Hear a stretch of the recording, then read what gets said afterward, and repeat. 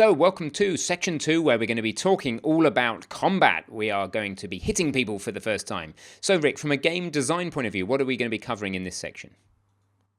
Well, as we talked about in our work breakdown structure, we're going to be looking at how the player can attack an enemy with melee and with ranged. We need the player to have hit points, the enemy to have hit points.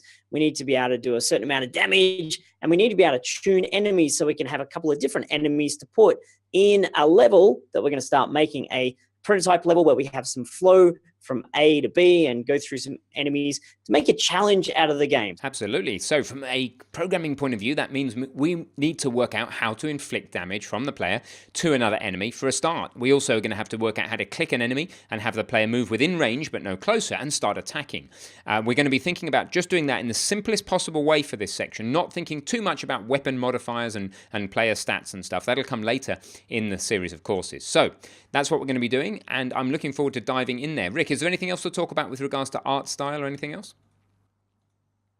Yeah, you know what? We're going to start getting some direction on our art and just narrowing it down and importing some assets. So our artist for our team is going to be providing us assets, and we're going to start to incorporate some community assets from you guys that are working through the course at the same time. We're going to start putting some of your assets into our game, which is going to be very cool.